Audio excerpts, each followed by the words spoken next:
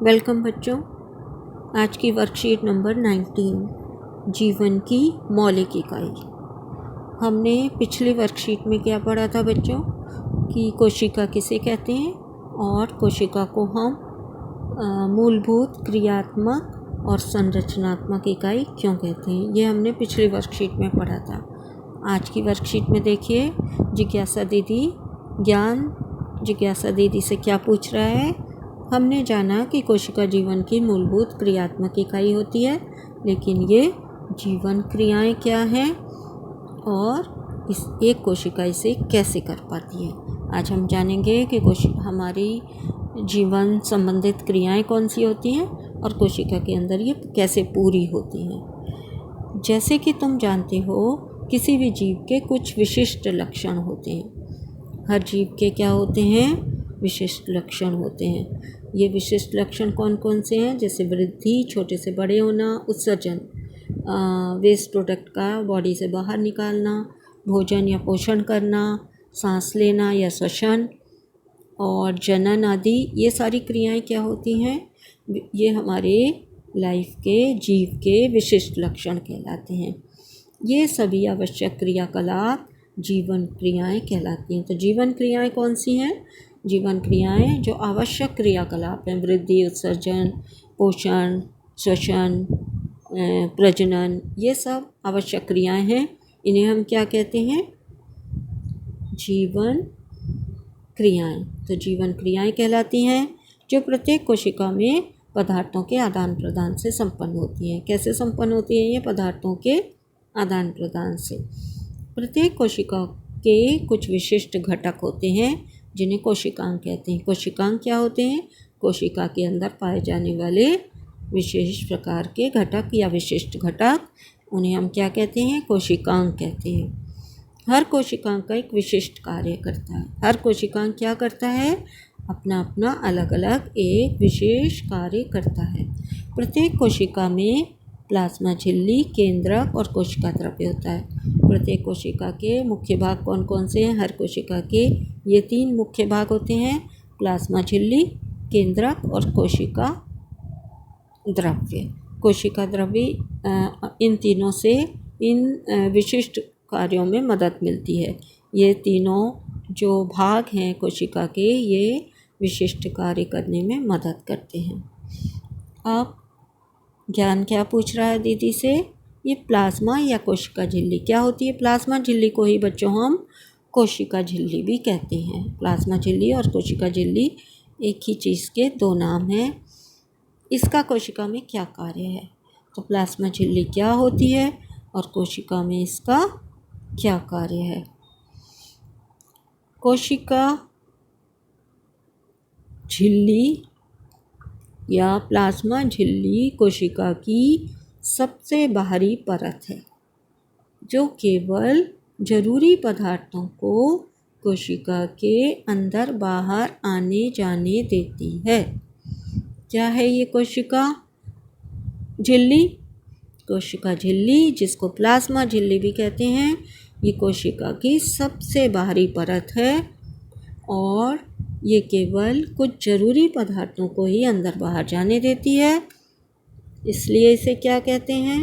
इसलिए इसे वर्णात्मक पारगम्य झिल्ली कहते हैं। क्यों कहते हैं वर्णात्मक पारगम्य झिल्ली? क्योंकि ये कुछ जरूरी पदार्थों को ही कोशिका के अंदर बाहर आने जाने देती है। इसीलिए इसे हम वर्णात्मक पारगम्य झिल्ली कहते हैं। जरूरी पदार्थ कौन कौन से होते हैं? जरूरी पदार्थ हैं ऑक्सीजन, कार्बन डाइऑक्साइड, पोषक तत्व, जल इत्यादि। ये सारे जरूरी पदार्थ हैं। ये सभी जरूरी पदार्थ विसरण और परासरण प्रक्रिया से कोशिका के अंदर बाहर आते जाते हैं। कौन सी 2 क्रियाओं द्वारा? विसरण और परासरण।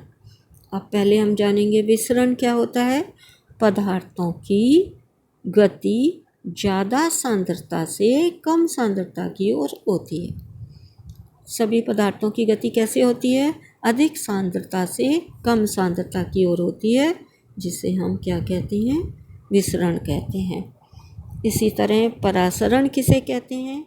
परासरण का मतलब होता है कोशिका झिल्ली से जल का विसरण, यानी कि जल के अणुओं का मूवमेंट या जल के अणुओं का इधर से अंदर से बाहर जाना, ये क्या कहलाता है? परासरण कहलाता है। कोशिका झिल्ली से जल का विसरण परासरण कहलाता है। विलयन की सांद्रता का कोशिका पर प्रभाव। अब हम देखेंगे विलयन की कम सांद्र विलयन या अधिक सांद्र विलयन होने से कोशिका पर क्या प्रभाव पड़ता है। जल की उपस्थिति, जल की सांद्रता के आधार पर विलयन 3 प्रकार के होते हैं। विलयन कितने प्रकार के होते हैं? 3 प्रकार के। इन्हें हमने किसके आधार पर 3 प्रकारों में बांटा है? सांद्रता के आधार पर, जल की सांद्रता के आधार पर। पहला विलयन कौन सा है?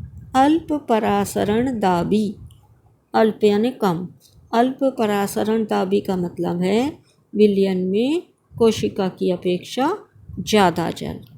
अगर जिस विलयन में हमने कोशिका को रखा है उसमें जल के अणुओं की सांद्रता अधिक है, तो ऐसे विलयन को हम अल्प परासरण दाबी विलयन कहते हैं। जब हम इस विलयन में कोशिका को रखते हैं तो क्या होता है? कोशिका फूलने लगती है। इसे हम कहते हैं अंतःपरासरण। अंतःपरासरण का मतलब है जल के अणुओं का कोशिका के अंदर की ओर गति करना। दूसरा विलयन होता है समपरासरण दाबी। समपरासरण दाबी यानी सम यानी बराबर। तो समपरासरण दाबी का मतलब होता है कोशिका और विलयन में जल की सांद्रता समान होना। अगर कोशिका के अंदर और जिस विलयन में कोशिका को रखा है उस विलयन में, मतलब कोशिका के बाहर, जल के अणुओं की सांद्रता बराबर होती है, समान होती है, तो ऐसे विलयन को हम समपरासरण दाबी विलयन कहते हैं। इसमें क्या होगा? कोशिका आकार में कोई परिवर्तन नहीं होता, क्योंकि जल के अणु ना अंदर जाते हैं ना अंदर से बाहर आते हैं, तो कोशिका के आकार में कोई भी परिवर्तन नहीं होता। तीसरा प्रकार का विलयन है अति परासरण दाबी विलयन। इस विलयन में क्या होता है? विलयन में कोशिका की अपेक्षा कम जल होता है। तो विलयन में कोशिका की अपेक्षा यानी विलयन में जल के अणुओं की संख्या या सांद्रता कम होती है और कोशिका के अंदर जल की सांद्रता अधिक होती है। तो क्या ऐसे विलयन में जब हम कोशिका को रखते हैं तो कोशिका सिकुड़ जाती है। क्यों सिकुड़ जाती है? क्योंकि जल के अणु कोशिका के अंदर से बाहर की ओर गति करने लगते हैं, इसलिए क्या होता है? कोशिका सिकुड़ जाती है। इसी प्रकार पानी में घुलनशील पदार्थ परासरण विधि से कोशिका में चले जाते हैं। यहाँ पर देखिए आपको 3 चित्र दिखाए गए हैं। इन चित्रों में क्या दिखाया गया है आपको? पहले चित्र में समपरासरण दाबी विलयन है, अर्थात जो जल के अणुओं की सांद्रता है वो कोशिका के अंदर और कोशिका के बाहर बराबर है, इसलिए कोई भी जल के अणुओं का मूवमेंट या जल के अणु गति नहीं करेंगे, ना अंदर से बाहर ना बाहर से अंदर, तो कोशिका का आकार जो है नहीं बदलेगा और अपने आकार में कोशिका बनी रहेगी। दूसरा आपका अल्प परासरण दाबी विलयन है। अल्प परासरण दाबी कौन सा होता है? जहाँ पे जल के अणुओं की संख्या बाहर ज़्यादा होती है और कोशिका के अंदर सांद्रता कम होती है। तो इस विलयन में कोशिका को रखने पर क्या होता है? बाहर से जल के अणु अंदर की ओर गति करने लगते हैं। तो अंदर की ओर गति करते हैं, जल के अणु अंदर जाने लगते हैं, तो कोशिका फूल जाती है। तीसरा है आपका अति परासरण दाबी विलयन। अति परासरण दाबी विलयन में क्या होता है? कोशिका के अंदर जल के अणुओं की सांद्रता अधिक होती है बजाय कि बाहर के, और बाहर जल के अणुओं की सांद्रता कम होती है। तो जल के अणु किधर कहाँ गति करेंगे? जल के अणु कोशिका के अंदर से बाहर की ओर गति करते हैं। जब कोशिका के अंदर जल के अणु कोशिका के अंदर से बाहर गति करते हैं तो कोशिका क्या होती है? सिकुड़ जाती है। अर्थात अति परासरण दाबी विलयन में कोशिका को रखने पर कोशिका सिकुड़ जाएगी।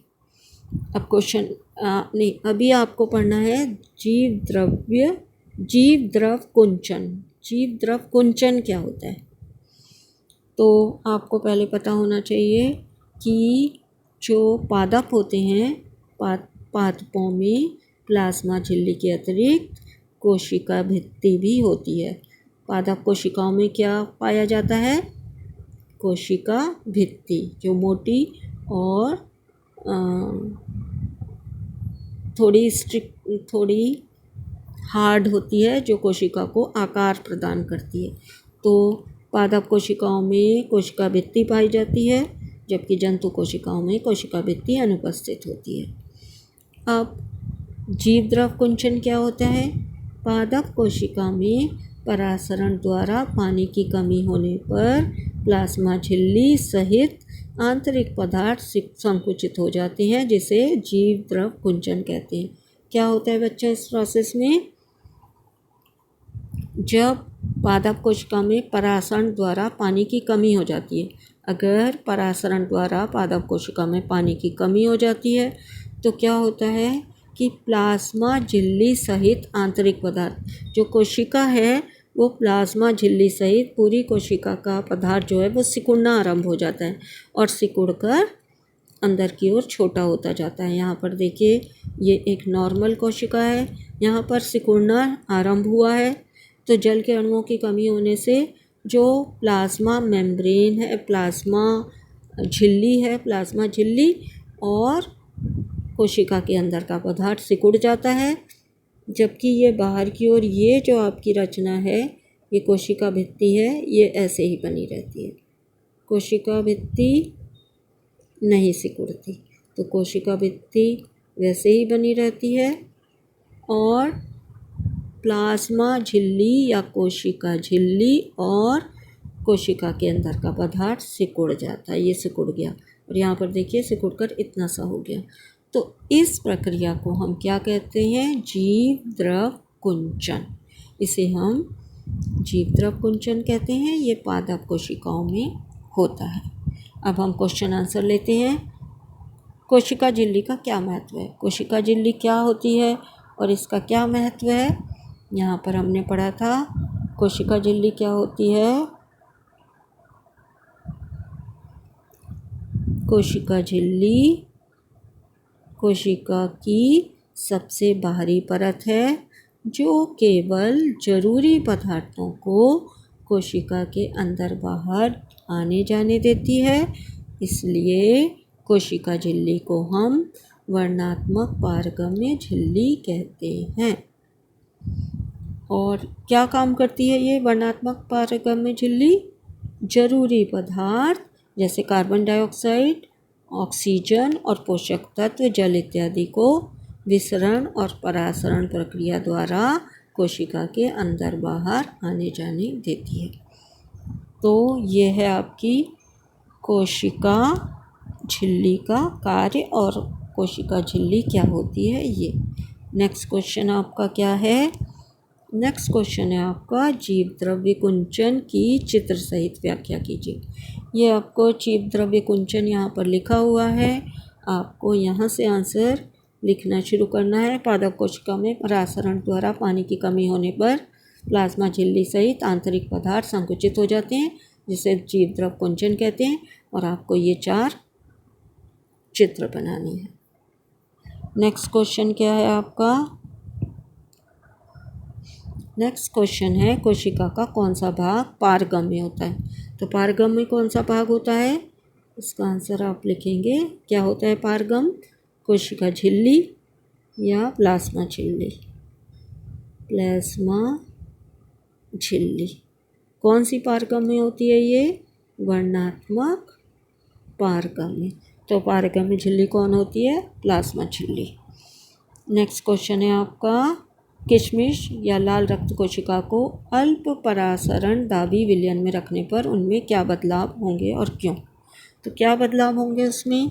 जब हम अल्प परासरण दाबी विलयन में, अल्प परासरण विलयन कौन सा होता है? परासरण दाबी ये विलयन जिसमें बाहर जल के अणुओं की संख्या अधिक होती है कोशिका के कंपैरिजन में कोशिका के अंदर जल के अणुओं की संख्या कम होती है और कोशिका के बाहर जिस विलयन में कोशिका को रखा जाता है उसमें जल के अणुओं की सांद्रता अधिक होती है। तो इसमें क्या होता है, जल के अणु कोशिका के अंदर की ओर गति करने लगते हैं। तो जब ये अंदर की ओर गति करते हैं तो क्या हो जाता है, कोशिका फूल जाती है। तो इसके आंसर में आप क्या लिखेंगे, किशमिश या लाल रक्त कोशिका को अल्प परासरण दाबी विलयन में रखने पर कोशिका फूल जाती है। क्यों फूल जाती है, तो इसमें आप लिखेंगे क्योंकि कोशिका के बाहर जल के अणुओं की सांद्रता कोशिका के अंदर की अपेक्षा अधिक है, इसीलिए अंतःपरासरण द्वारा कोशिका फूलने लगेगी या फूल जाएगी। यहाँ पर यह आंसर अल्प परासरण विलयन में, अल्प परासरण दाबी विलयन में लिखा हुआ है। विलयन में कोशिका की अपेक्षा ज़्यादा जल होता है और कोशिका फूलने लगेगी। Thanks for watching.